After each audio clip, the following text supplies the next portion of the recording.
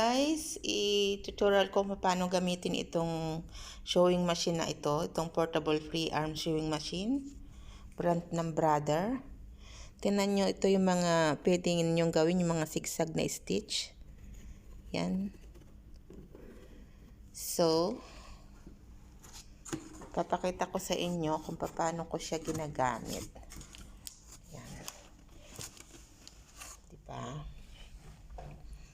So, i-connect nyo lang po sa electricity. I-connect nyo sa electricity. I-on nyo lang dyan.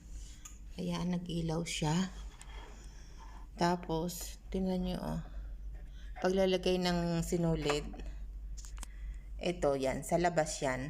Hindi, sa labas itong sinulid. Hindi pwedeng nakaganon. Hindi pwedeng nasa harap. Kailangan nasa likod yan. And then, ilagay nyo lang dyan. Ayan. Step number 1. Number 2. I-hook nyo lang dyan. Yan paikot.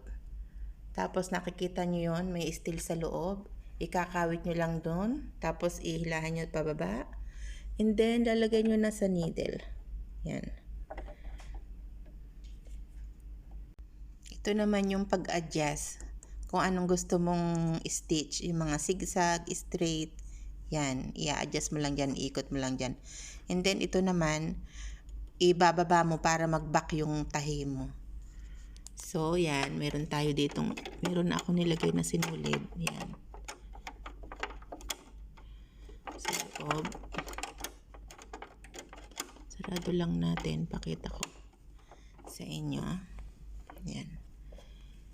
Pakita ko sa inyo ang stitch niya. Madali lang siya. Yan. And then, itong puti na to, baba nyo. Yan. Yan. Para mag-ayan na.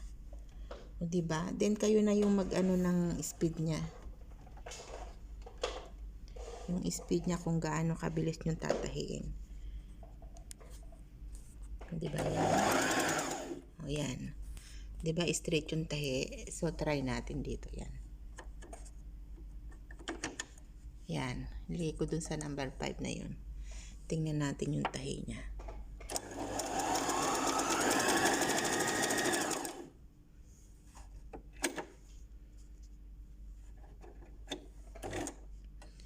So, ayan. Ayan po, tingnan nyo. Para siyang borda. So, try naman natin yung iba. I-try naman natin itong number 4. Yan, number 4.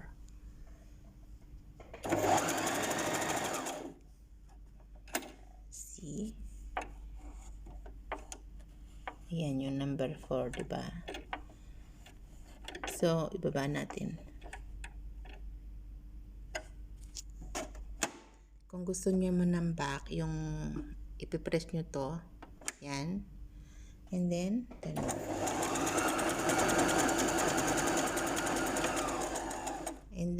huwag nyong i-hold. Yan na. Kanya lang po ang paggamit itong Brothers na sewing machine.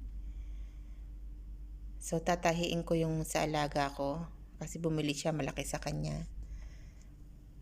Tignan nyo ang ganda ng tahi. O, diba? Try natin yung iba. Try natin. I-try natin tong number 12. Ayan, number 12. Try na. Tapos, i-backyard natin yan. Press natin to.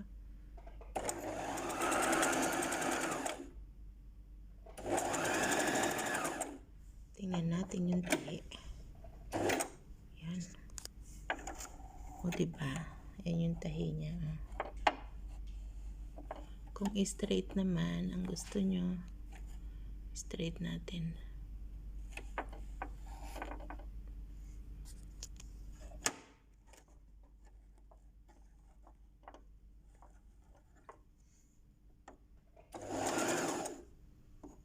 Palitan natin sa number 2, number 11. Guys, napakita ko na sa inyo kung paano ito gamitin. Nakita nyo, nakalagay dito 14 built-in stitches. So, 14 na klase ng stitch ang pwede nyong gawin. O, diba? Pwede kayong parang magborda. So, pag binili nyo ito, merong instruction. Yan o, instruction DVD included. Pero madali lang naman kahit di mo gamitin yung instruction niya na DVD. Ganun nga, paano lalagyan nyo ng wire, basta i-connect nyo lang sa internet, sa electricity. Ano po? Thank you guys! O ayan guys, napakita ko na sa inyo kung paano gamitin itong foldable sewing machine. Maganda po ito kung meron tayong ganito sa bahay. For example, nakabili tayo ng hindi natin nagustuhan ang size, malaki. Kasi ngayon, pag bumili ka na sa shopping mall, hindi mo na pwedeng isukat. Iuuwi mo ng bahay, doon mo na isusukat. Dito sa Kuwait, hindi ko alam sa inyong lugar. Kasi bawal na yung magpipit ka. Iuwi mo ng bahay, kung di kasya sa'yo, isusoli mo. Ganon. Ganun rin. Salamat po sa panonood. God bless everyone and keep safe. Lagi po tayong mag-iingat. Lagi po tayong sumunod sa mga protocol. God bless everyone, lalo na sa mga OFW yung gaya ko. Thank you!